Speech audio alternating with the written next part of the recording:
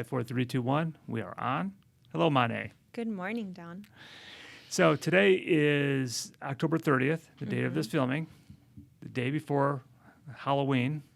You asked me the other day what I planned on doing for Halloween, and I think I told you that nothing. Yeah. Okay. Don't have any minor children. I'm not going to be canvassing the neighborhood looking for candy.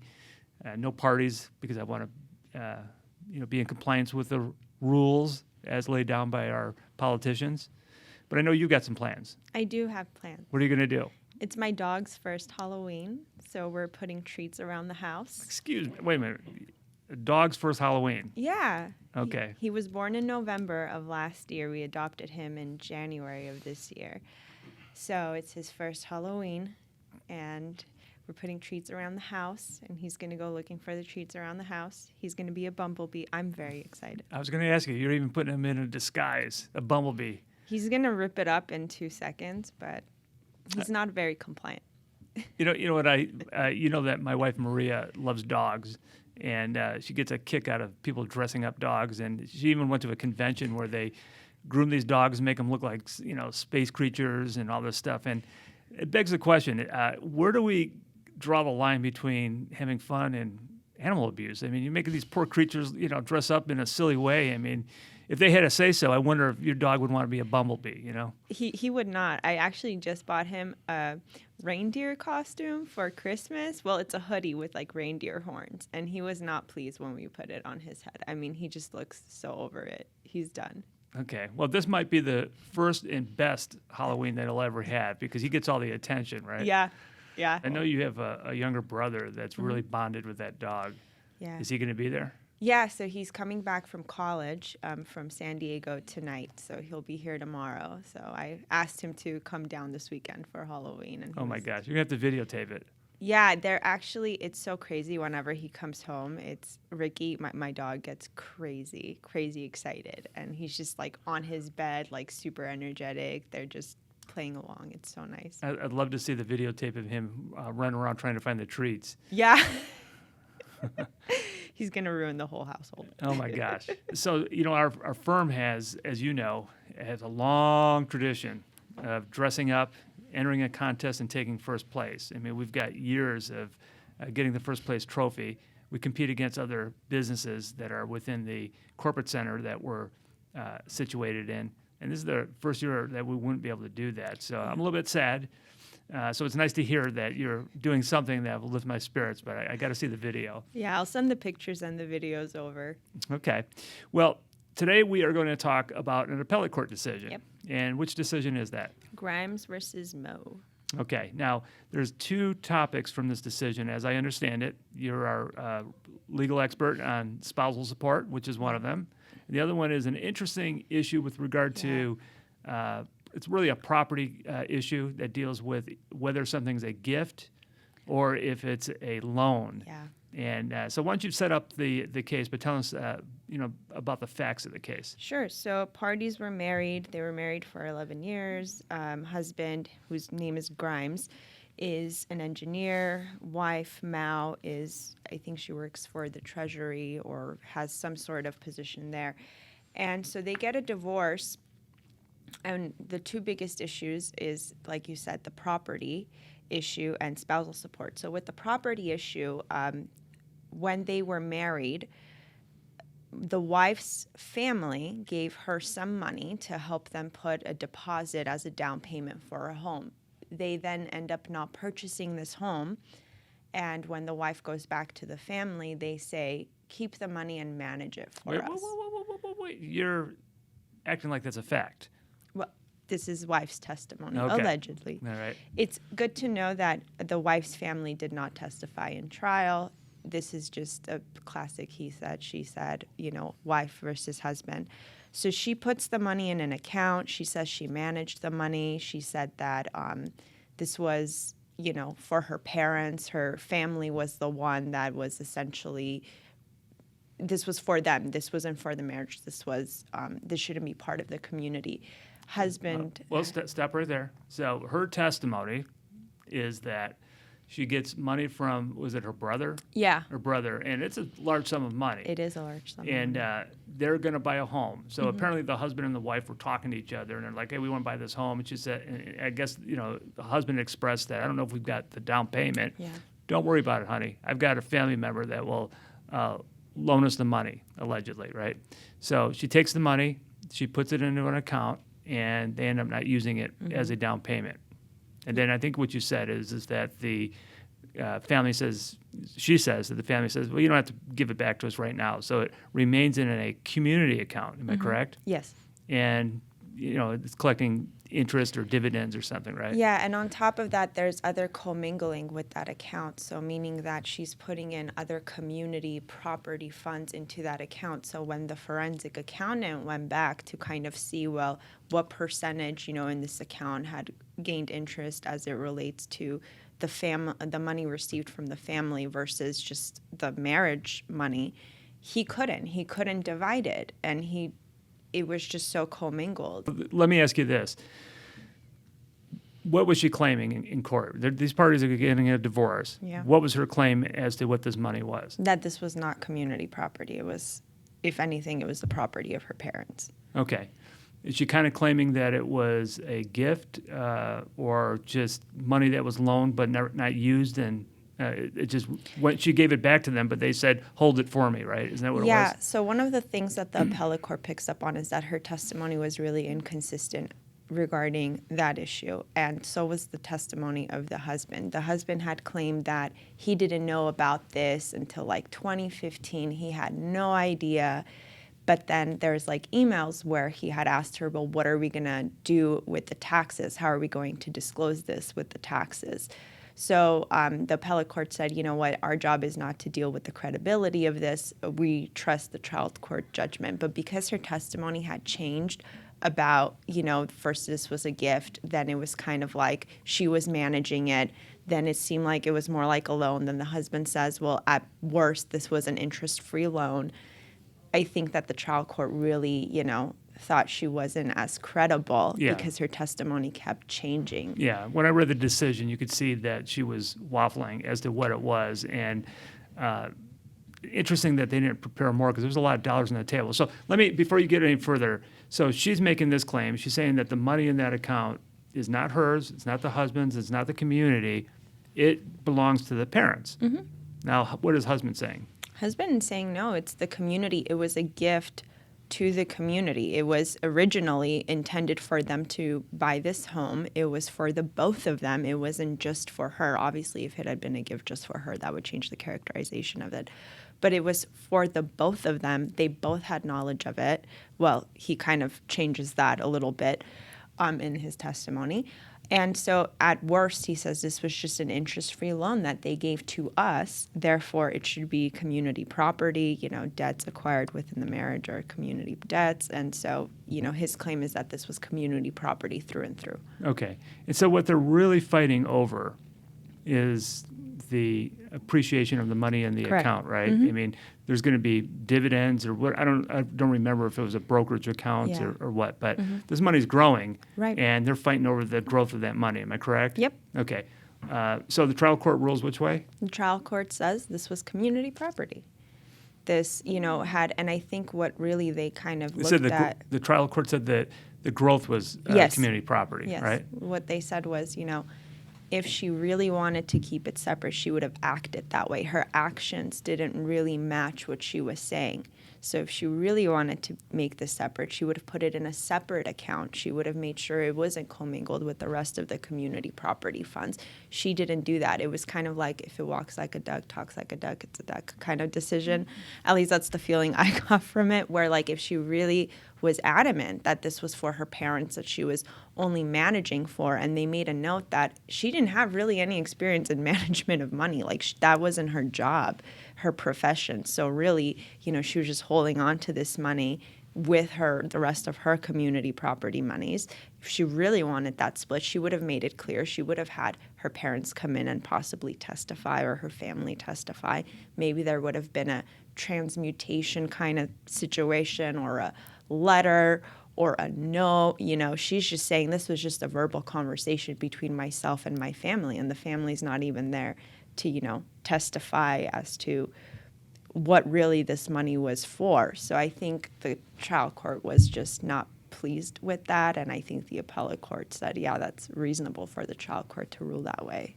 Yeah, I think piggybacking off what you said is the appellate court noted that the trial court had not been presented with any written contracts, anything that you would think would be indicia of either a gift or a loan. But the appellate court ultimately did find that the money was a loan based upon what the husband had acknowledged, right, by way that came into evidence by way of, I think, like emails or something like that, right? Yeah. So what was the ultimate ruling in the case? So what they did was they said it's community, so they would split, the interest that it would acquire 50-50, and then if there was any kind of debt associated with, the concept of it being a loan would be also, imputed onto the community, which would also be split 50-50. And I think that was interesting because I think the appellate court affirmed the trial court in saying that the debt would be split 50-50. So hubby has to pay his in-laws back, but it's an interest-free loan. So good luck in trying to collect that, right? I mean, that's an interesting one. And then they split the appreciation and the proceeds. Okay. So what lessons did we learn from this case on that issue? Because we're going to talk about spousal support in a second. This is something that happens a lot, and I think people when they're married don't think about this because, hopefully they're not planning a divorce in their heads. But really, you have to be very careful when it comes to money, especially money that you're getting from a third party and what it is going to be used for. And I think a lot of times, just natural course of the marriage, you're just kind of like, it's money, we'll deal with it. And then you end up with like a huge lump sum amount, and no one knows whether it was for the marriage or not for the marriage. You really have to, I don't want to say like divide things, but you really should put it in a separate account and kind of come to an agreement with your spouse and say, how are we going to use this? Not necessarily because you're thinking divorce, but because you're protecting that asset, and you're just being honest with your spouse and saying, this is what this money is for. Do you agree? Can we write something down so all of us are on the same page? The family code really treats marriage like a business partnership, and it's the highest business partnership, which means you're just open and honest in the communication. Most people don't do that. I mean, from this line of work, what I've seen, but this really shows that you really have to be careful, and you really should not commingle your assets. Yeah. What should the wife have done? She should have opened a separate account, put that money in that account, and probably got a letter from her parents or, a note of some sort and say, hey, is this my money? Is this your money? Is this money to our marriage? And then she should have had the same conversation with husband.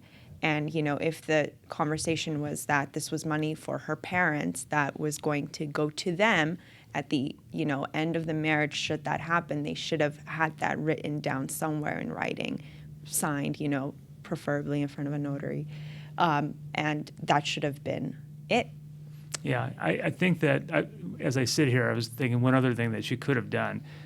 Once they decided they weren't going to use that money for a house, she could have paid it back to her parents, which would have been full payment of the loan. Yep. And then they could have conveyed it back to her by way of a loan or a gift and put it in the separate account, like you said. Yeah. What's funny is that sometimes we have this issue a lot with down payments where parents will give, part of the down payments for the community home, and sometimes in mediation, the parents are there and they're like, well, this was my kid, it was only for my kid, or they do that in court and they'll testify under the penalty of perjury that like, this was just for my kid, not for the marriage. And the court will sometimes say, okay, that's sufficient, we have the parent testifying to that. It's funny that her parents were not in the United States, so they didn't come down for the trial. They didn't make really any attempt to do the same. So the case really changed its trajectory, and it seems like with Mo, to go back to as to she wasn't really that prepared. It seems like they were just trying to see where the court was going and ebb and flow their argument, and it really ended up hurting them because it ruined her credibility. And I think once you have her credibility ruined, I really think that's what impacted her spousal support issue, which we'll get into, and that really was a disservice. Yeah. Well, she wasn't prepared, which No. means maybe her attorney wasn't prepared or prepared her enough. I Yeah. would think that, I mean, it's easy to armchair quarterback. I'm not Yeah. being critical of the attorney or this party, but maybe what they should have done was brought those parents to California, Yeah. paid for them first class to come in and say what it was, and then get their story straight. Because Yeah. as you said, that her testimony really was contradictive, Mm-hmm. and any court in the world would look at that, I think, with a jaundiced eye and say, I don't Yeah. believe you, right? And when there's this much money at stake, I think the court is more inclined to rule for the community rather than a separate property asset, especially when there's commingling going on. Yeah, yeah. So we touched on a little bit about gifts Yep. and loans, and these are frequent issues that we see in family Yeah. court. With regard to intent, when there's a loan, typically the court has to look at the lender's intent. Yep. That's pursuant to a case called Marriage of Grinius. I don't think they really talked about Grinius that much in this No. case. I think they just assumed that we would know that, and they went through with it. So, good. Okay, so there's a second issue, and this is your bread and butter here. So I'm going to expect a lot out of you on this one. But before we start, why are you so crazy about spousal support? It's fun. No, I think because to do spousal support and to do it really well, you really have to know everything. I mean, you can't kind of rely on one thing because, with child support, we have a calculator, which is really nice for us attorneys. We're not the best at math sometimes. I know I'm not. You are a lot better than me. No, not really. So that's nice. But with spousal support, the court really has no clue, what was this marriage like? What was it about? How are you using your money? What were you doing with your assets? And so they have to build the story up. So you're now kind of going back as an attorney in the past tense, looking at their marriage and building it up. And that's kind of where the fun comes in. Where are these assets? Who's disclosing what? Who's hiding them? What's the tax burden? There's a lot more to discuss and talk about. And I think that's like where all the fun stuff comes in litigation, subpoenas, depots. And then you just build up a story and, attack the other side's income and expenses and, read their taxes. Sometimes I do that. I go back to their taxes and I see it doesn't match their income and expense. And then I'm like, whoa, what happened here? And, that's Okay. kind of, it's fun. It's like building a puzzle piece. Yeah, yeah. So let's talk about this spousal support in this case. So why don't you lay out the facts? Yeah, so she did what I wouldn't do as an attorney for this case, which is they got temporary spousal support. So temporary spousal support is done for two things: uphold the marital standard of living, meaning that, it costs more to uphold two families than one. So when people split, they now have double expenses, essentially, because they have to, feed two households. So one of them is to put both of those people at the same kind of equal footing, were the same as they were married. And another reason is to give them both, give the spouse that is claiming they need spousal support money so she could be in, go and get representation. Equal playing field. Equal playing field. So it's not like one person's getting this super, $800 an hour attorney and the other person is just representing themselves and can't afford any type of representation. And this is why temporary spousal support is typically higher than post-judgment spousal support, because the policies are different, right? Yeah, correct. The purpose of it is different. Okay. The purpose of permanent spousal support is to uphold that spouse until they are able to go and become self-supporting. So they might need, money for education or training or whatever it is that they need. So the shift, kind of the focus of the purpose of spousal support shifts when we're talking about temporary versus permanent. So he had paid her about, I think, anywhere from $200,000 to $300,000 in temporary spousal support. Over a span of how much time? Over a span of their, divorce, that they're going through this divorce. Right. So then when it comes to permanent spousal support, the trial court is not that generous and really gives her, I think they divided it where she was going to get $3,000 a month for like 2 years, $2,000 a month for another 2 years, and then $1. What do we call that? It's It's a step a down. step order. down. It's a step down order. Pursuant to Marriage of Richmond, right? Yep. Yeah. And so the first, I think that giving her $1 for a couple of years was kind of, silly. And that's where I think the trial court really kind of already her credibility was shot and was just kind of upset with her. But this was why I wouldn't have done this in this case. These people were very high standard of living. You know, they're living in Silicon Valley. He's making their income tripled throughout the marriage. You know, went from 200,000, 300,000, 700,000. He had done a vocational examination on her, and her earning capacity was like 130,000 a year. She then got a job for 94,000 a year, which the court really did not like. So he's an engineer working for Google and YouTube. These people are not, you know, low income. They're not middle class people. They're very high earners. Both of them are. And they have a lot of education. Like, she's bilingual. She has all these degrees. Advanced degrees. So I think that if I were her attorney, I would say, look, you can afford an attorney, clearly.